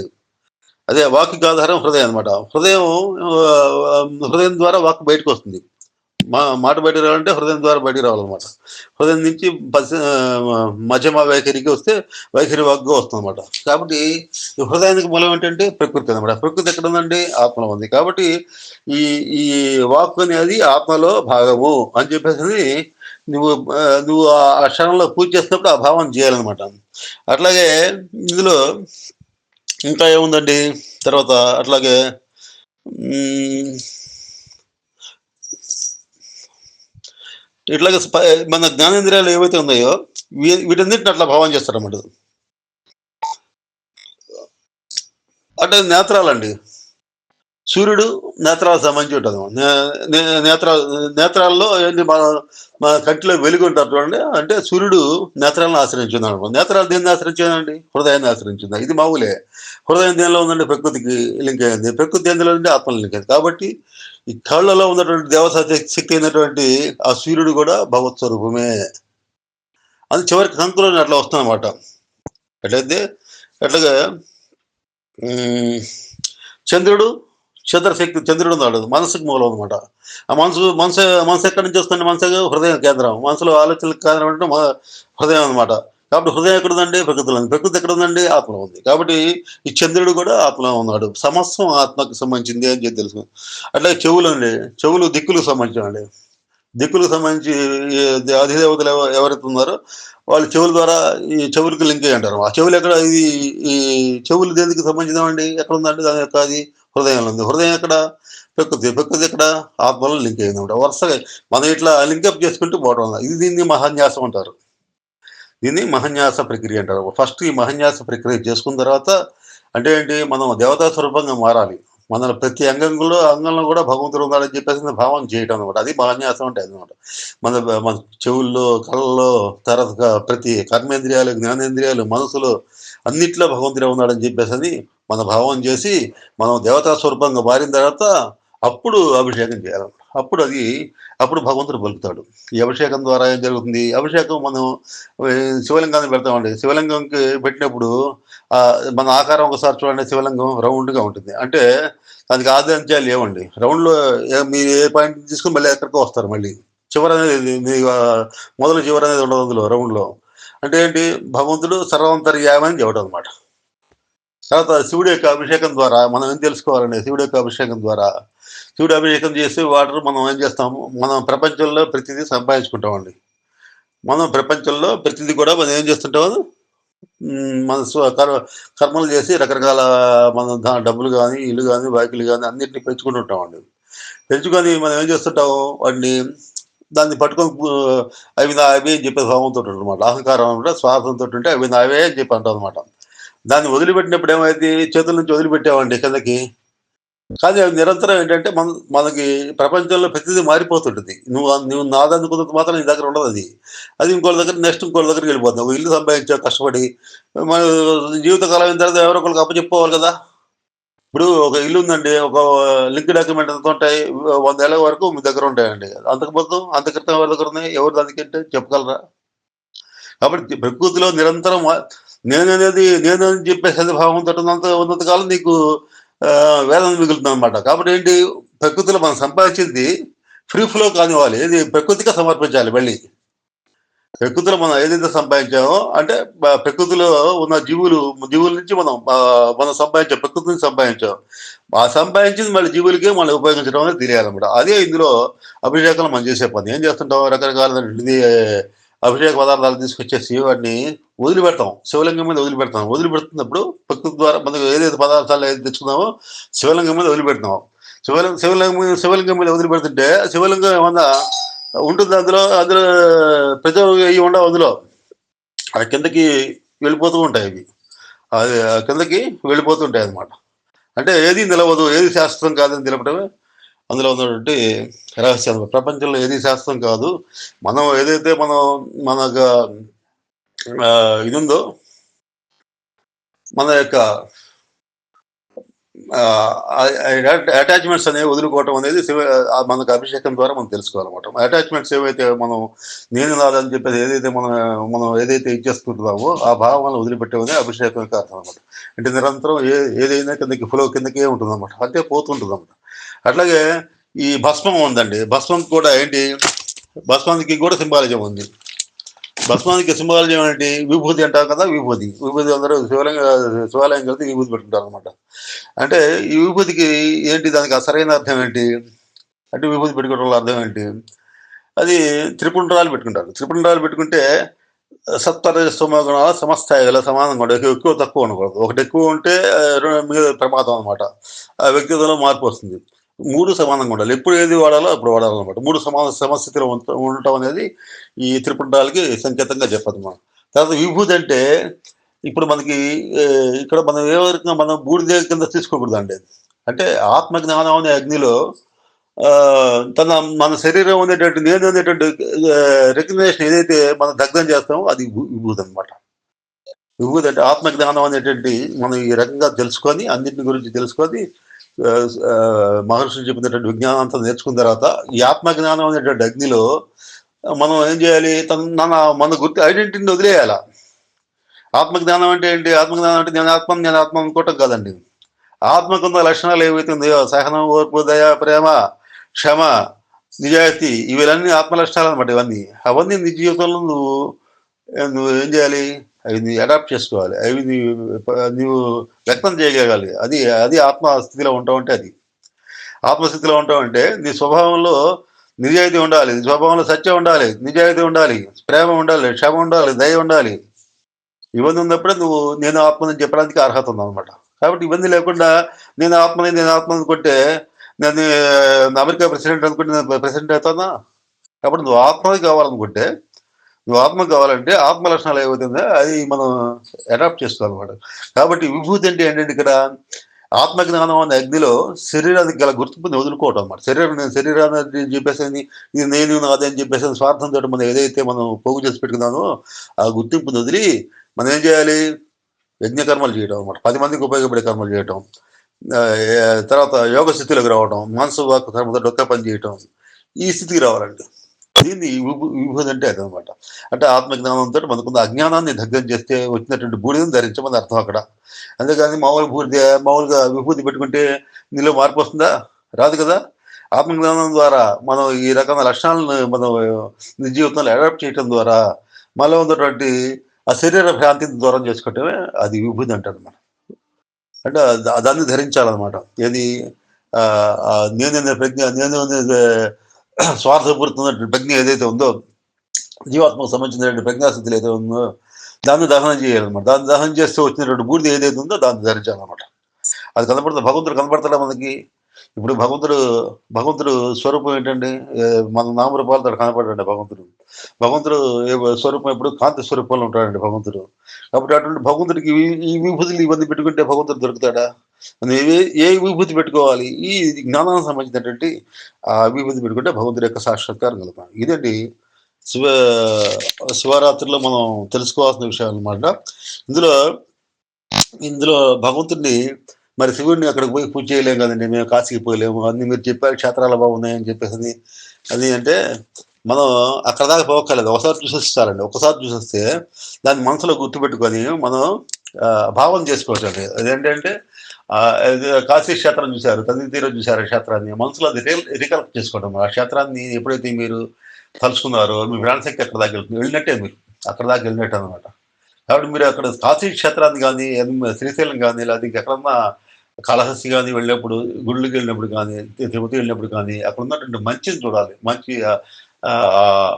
దేవతా స్వరూపాల్ని మనసులో నిలుపుకోవాలన్నమాట. సన్నిధిలో చూడాలి.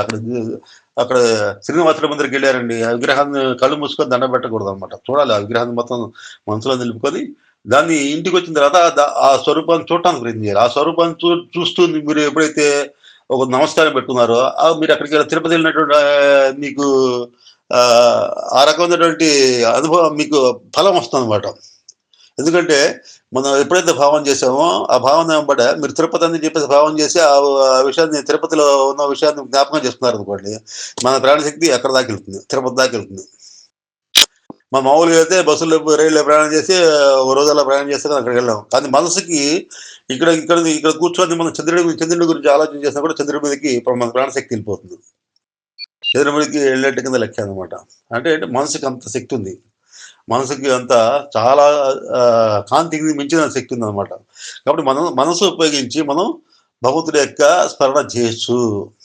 అది ఎవరైనా చేయొచ్చు అనమాట. ఎంత భేదవాడైనా చేసుకోవచ్చు అనమాట. అది ఒక చోట దేవతా స్వరూపాన్ని చూసి ఆ దేవతా స్వరూపాన్ని మనసులో మననం చేస్తుంటే అక్కడికి వెళ్ళొచ్చినట్టు లెక్కే. అందరూ వెళ్తారు ఏదో టైంలో తిరుపతి వెళ్తారు, శ్రీశైలం ఏదో టైంలో వెళ్తారు కదా. ఆ చూసింది మళ్ళీ మళ్ళీ మననం చేసుకోవాలన్నమాట. మననం చేసుకుంటే మీకు అది వస్తుంది. ఇందులో ఒక చిన్న స్తోత్రం ఒకటి ఉందండి. దీన్ని ఆదిశంకరాచార్యులు వారు రచించారు. ఇది శివమానస స్తోత్రం అండి. శివమానస స్తోత్రము అంటారు దీన్ని ఒకసారి. ఇది కొంచెం 5 శ్లోకాలుగా ఉంటుందండి. రత్నై కల్పిత మానసం హిమజలై స్నానాంచ దివ్యాంబరం నానారత్న విభూషితం మృగమద మోదాంకితం చందనం జాతి చంపక బిల్వపత్రరచితం పుష్పంచ ధూపం తథా దీపం దేవదయానిధే పశుపతే హృత్కల్పితం గురిహతాం అని చెప్పేసి మొదటి శ్లోకం అండి. దీనికి అర్థం ఏంటి? దీనికి ఒక అర్థం ఏంటి అంటే మనం బాహ్య వస్తువులు ఏం లేకుండా ఆ శివుడిని మనం ప్రార్థన చేయొచ్చు అనమాట. ఏ రకంగా మనసులో ఊహించుకొని నవరత్నాలకు గుడి నిర్మించిన ఆస్థానం ఒక దాన్ని ఊహించుకోవటం. నవరత్నాలతో మామూలుగా అంటే ఒక కుర్చీ కొనాలన్నా డబ్బులు కావాలి. డబ్బులు లేని వాళ్ళు ఏం చేస్తారు? మనసులో ఊహించుకోవచ్చు. నవరత్నాలతో ఒక బ్రహ్మాండం అందమైన సింహాసనాన్ని ఊహించుకొని మనసులో తర్వాత ఆ ఆసనం మీద కూర్చోబెట్టినట్టుగా ఈశ్వరుడిని కూర్చోబెట్టినట్టుగా భావన చేయటం అనమాట. తర్వాత ఇది మామూలు చేసే పూజల కంటే 1000 రెట్లు పవర్ఫుల్ అనమాట. ఇది చేసి చూడండి ఒకసారి. అంత మనసు అంతా ఆనందంతో నిండిపోతుంది అనమాట. తర్వాత రత్నాలతో నిండిన సింహాసనాన్ని తర్వాత చల్లని మంచి నీటితోటి గంగాజలంతో నేను అభిషేకం చేస్తున్నాను. ఆయన రాగానే కాళ్ళు కొడుకోవడం, నీళ్లు మొహం కొడుకోవడం ఆచమనం అంటారు కదా, కాళ్ళు చేతులు కడుక్కోవడానికి నీళ్లు ఇస్తుంటారు కదా. ఆ గంగాజలంతో ఆయనకి పాదాలు కడుగుతున్నట్టుగా భావం చేయండి. శివుడిని పాదాలు కడుగుతున్నట్టుగా భావం చేయండి. మనసు శుద్ధం అయిపోతుంది. మనసులో ఉన్నట్టు ఆ భావం చేయాలంటే ఇతర ఆలోచనలు పక్కకి వెళ్ళిపోవాలి. ఆ భావం చేయాలంటే ఆ భావన మీరు పర్ఫెక్ట్గా చేయగలిగారంటే మీ మనసు ఆటోమేటిక్గా జరిగిపోతుంది అనమాట. కాబట్టి ఇట్లాగే రత్నాలతో నిర్మించిన ఆస్థానం నిర్మించుకొని చల్లని మంచినీటితోటి గంగాజల తోటి స్నానాన్ని చేయించి, తర్వాత దివ్యమైన వస్త్రాలు ఇవ్వడానికి మామూలుగా అయితే మనం అన్ని వస్త్రాలు తీసుకెళ్ళాం. కొనుక్కొని రాలేము. కొనుక్కొని డబ్బులు చాలా ఖర్చు పెట్టాలి. దివ్యమైనటువంటి పట్టు వస్త్రాలు, రకరకాల నగిషీలతోటి కూడిన పట్టు వస్త్రాలను భావన చేయండి. ఆ భగవంతుడికి వస్త్రం కింద సమర్పణ చేస్తున్నట్టుగా భావన చేయండి. చేస్తే ఇంకెంత ఆనందం కలుగుతుంది. తర్వాత కస్తూరి సువాసనతో కూడా చందనాన్ని, ఆ చందనం ఎటువంటిది, మన వాడి చందనం అసలు వాసన ఉండదు. మనం మనసుతోటి భావన చేసింది చెప్పాను నేను. మనసు సూక్ష్మ స్థాయిలోకి వెళ్ళి మామూలుగా అంతకుముందు సాధన చేయమని చెప్పాను. ఇది తన్మాత్రల స్థాయికి వెళ్ళి సాధన చేయమని చెప్పాను. మనసు ఏకాగ్రంగా వాడి తన్మాత్ర స్థాయికి పోయి సాధన చేయాలని చెప్పాను. అట్లాగే ఏంటంటే మనం ఈ ఈ మంచి సువాసనతో కూడినటువంటి దాన్ని ఏది గంధాన్ని కనుక మనం ఊహించుకొని భగవంతుడికి అలంకరిస్తున్నట్టుగా మనం ఊహించుకుంటే, అది ఊహించాలన్నా కూడా మనసు సూక్ష్మ స్థాయిలోకి వెళ్ళాలన్నమాట. కాబట్టి మనసు ఏకాగ్రత ఈ పని చేయగలం. మనసు ఏకాగ్ర స్థితికి మీరు ప్రయత్నం చేయాలి. ప్రయత్నం చేస్తుంటే క్రమక్రమంగా మనసు ఏకాగ్రం అవుతుంది అనమాట. నీకు భగవంతుడి పట్ల ఇష్టత ఉంటే ఏ భగవంతుడు ఏ రూపం ఇష్టమైతే ఆ రూపాన్ని అక్కడ కల్పించుకొని, శివుడైతే శివుడు, విష్ణువు అయితే విష్ణువు, అమ్మవారైతే అమ్మవారిని అక్కడ కూర్చోబెట్టి ఏ రకంగా మీరు చేస్తున్నట్టుగా భావం చేస్తారు అనుకోండి, మీలో మీలో బ్రహ్మాండమైన మార్పు వస్తుంది అనమాట. కాబట్టి ఇట్లా పుష్పాలని, తర్వాత ఆభరణాలని, కస్తూరి సువాసనలు గల చర్ణాన్ని, జాజి, సంపెంగ మరియు బిల్వ, తర్వాత అదేటువంటి పుష్పాలని, ధూపాన్ని, దీపాన్ని, ఓ దయామయుడా మనసుతో కల్పించి నీకు సమర్పిస్తున్నాను, స్వీకరించు, దయతో స్వీకరించు అని చెప్పి అడగండి.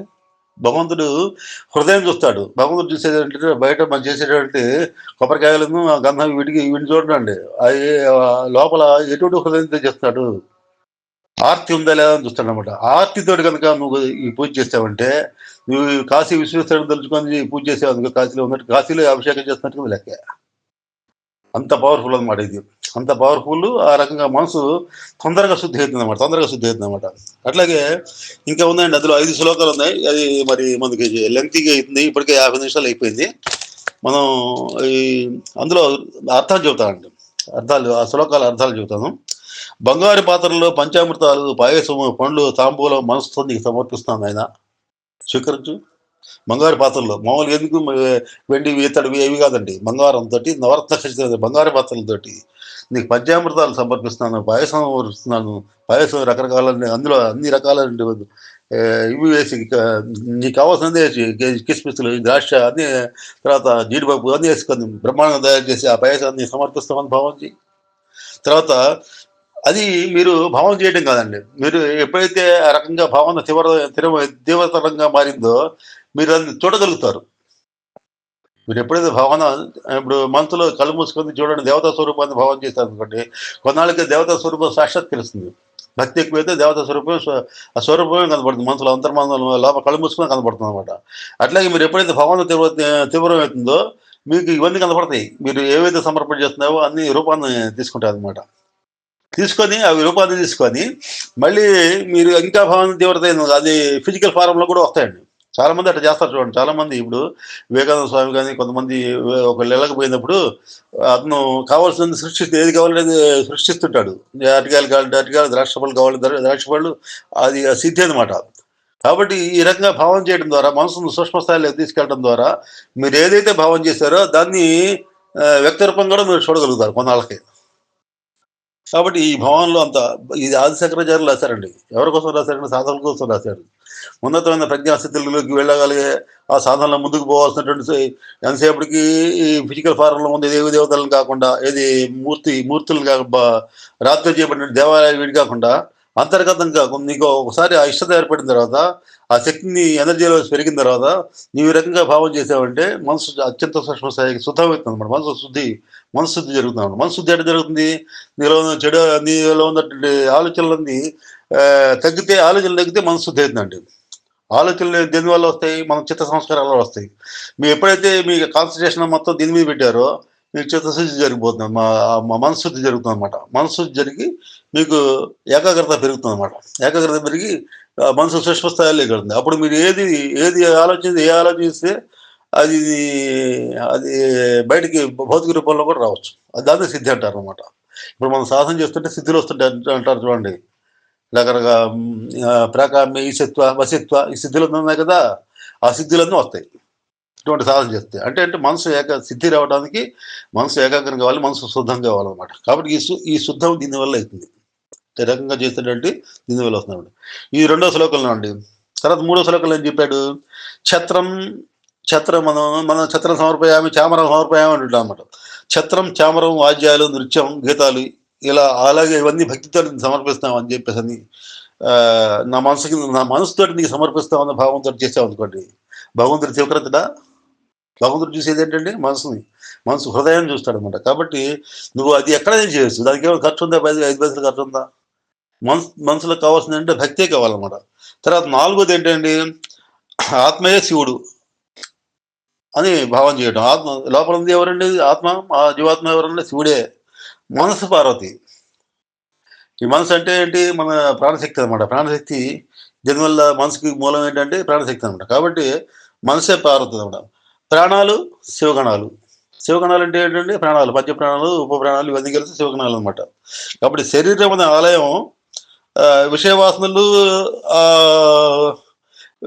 ఈ నాకున్నటువంటి విషయవాసన ఏదైతే ఉందో, ఆసక్తి ఏదైతే ఉందో నీ మీద పెట్టిన ఆసక్తిని మొత్తాన్ని. విషయవాసనలు అంటే బాహ్య ప్రపంచంలో ఉన్నటువంటి కోరికలకి అనమాట. నా కోరిక అంటే నువ్వు ప్రత్యక్షం చేసుకోవాలి, నీకు సమర్పించాలని చెప్పేసింది. ఆ విషయవాసనని పాజిటివ్గా మారుస్తున్నాను. కాబట్టి అవన్నిటినీ నీకు సమర్పిస్తున్నాను. ఛత్రం, చామరం, వాద్యాలు, నృత్యం, గీతాలు అన్నిటినీ నాలో ఉన్నటువంటి ఆశ ఏమన్నా నువ్వు కనపడాలని ఆశ. నువ్వు ఈ ఆశ దేన్ని బాహ్య విషయాల పట్ల ఉంటే అది దీని కింద ఈర్ష్య ద్వేషాలు వస్తుంది. నువ్వు కనపడాలని చెప్పేసి కోరిక, అది అది దీని కిందకి రాదు, కోరిక కిందకి రాదు అనమాట. కాబట్టి నీ విషయవాసనలు కూడా పూజ ద్రవ్యాలుగా నీకు సమర్పిస్తున్నాను అని చెప్పేసి అంటే భావం అనేది రావాలండి. ఇది నాలుగోదండి. ఐదో దాంట్లో ఏం చెప్పాడండి? చేసిన పాపాలను క్షమించి, నేను ఇంతవరకు చేసిన పాపాలని క్షమించు, నేను తెలియ చాలా పాపాలు చేశాను, ఆ పాపాలను క్షమించి కర్మబంధాల నుంచి నన్ను రక్షించమని నేను వేడుకుంటున్నాను అని 5 శ్లోకాలు ఉంటుంది. ఒకసారి చదవండి మీరు, ఇది చాలా బాగుంటుంది ఆ శ్లోకం. ఆది శంకరాచార్యులు గారు రాసినటువంటి శివ స్తోత్రం అనమాట. ఇది శివ మానస స్తోత్రం అనమాట. ఇందులో 5 ఉంటాయి అనమాట. ఒకటి చెప్పాను శ్లోకం, మిగతా కూడా ఉంటాయి.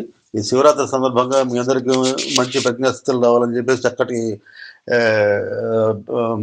సాధనా పద్ధతులు, సాధనలో ముందుకు పోవాలని చెప్పేసి సాధనకు విలువను తెలుసుకొని, జీవిత లక్ష్యం తెలుసుకొని, మనం ఏ రకంగా సాధన చేసి ముందుకు పోగలమో అది తెలుసుకొని ముందుకు పోవాలని చెప్పేసి అని, దానికి తగ్గ శక్తి గురుమండలు ఇవ్వాలని చెప్పేసి ప్రార్థిస్తూ, గురుమండలి సిద్ధ మహాయోగ పరంపర గురుమండలం ఇవ్వాలని చెప్పేసి నేను చెబుతున్నటువంటి వాక్యాలని కూడా ఆ గురుమండలి యొక్క అనుగ్రహంతో మీకు వస్తున్నట్టు భావించండి. నేను చెబుతున్నట్టుగా భావించకండి. గురుమండలికి ప్రతినిధిగా నేను చెబుతున్నాను.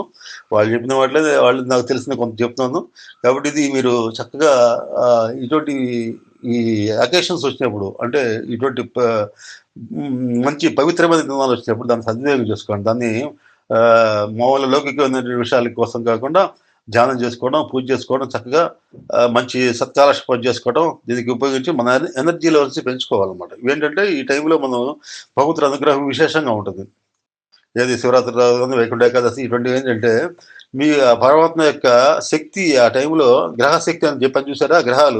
గ్రహాలన్నీ మంచి స్థితిలో ఉంటాయి అనమాట. ఉన్నప్పుడు ఆ ఎనర్జీ లెవెల్స్ ఈజీగా మనం రిసీవ్ చేసుకోగలుగుతాం అనమాట. కాబట్టి వీటికి ఉన్న ప్రత్యేకత ఉంది. ఈ పండుగలన్నీ అట్లాగే ఏర్పరిచారు.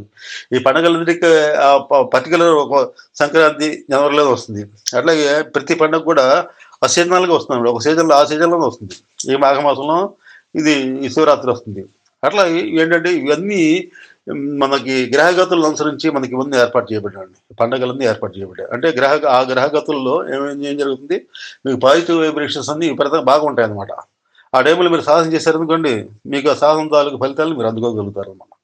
కాబట్టి ఇందులో ఉన్న రహస్యం అది. అదే ఏ పండుగలు చేస్తే ఏమొస్తుందండి, పండుగ అంటే చేసుకొని 4 గారెలు చేసుకుని తింటామండి అట్లా అనుకుంటే అది వేరు. ఆ రకంగా ఆలోచన చేయకూడదండి. మనకి ఇందులో ఉన్న ప్రాముఖ్యత, పండుగల యొక్క ప్రాముఖ్యత అది. మన గ్రహగతులు అనుకూలంగా ఉన్నప్పుడు ఇప్పుడు రామకృష్ణ పరమహంస అంటాడు, పడవ ఉంది, గాలి కొట్టినప్పుడు చెరచేపెత్తే ముందరకెళ్తుంది, గాలి లేనప్పుడు చెరచేపెత్తినా ఉపయోగం లేదు. కాబట్టి గాలి కొట్టే టైం అనమాట. గాలి వీచే టైం ఏదంటే పండగలు అనమాట. మంచి భగవద్ అనుగ్రహం అనే గాలి వీచే టైం అనమాట. అది ఈ టైంలో మహాశివరాత్రి అంటే అందుకు మించిన పర్వదినం లేదు. ఈ పర్వదినంలో అందరూ చక్కగా శివనామస్మరణ చేయండి, ఆ భగవంతుడి యొక్క నామస్మరణ చేయండి. భగవంతుడి యొక్క నామస్మరణ ఇట్లా చేసుకోండి, మానసికంగా చేసుకోండి. ఆ భగవంతుడిని పూజ చేస్తున్నట్టుగా అట్లా మానసికంగా మనసుని ఆహ్, తన్మాత్ర స్థాయికి తీసుకెళ్ళి చేయాలన్నమాట. మనసుని తన్మాత్ర స్థాయికి తీసుకెళ్ళి చేయాలన్నమాట. చేసినప్పుడు నీకు మంచి స్థితులొస్తాయి. కాబట్టి ఆ స్థితి అందరికి రావాలని కోరుకుంటూ ఈరోజుకి స్వస్తి అండి. ఉంటాను. నమస్కారం.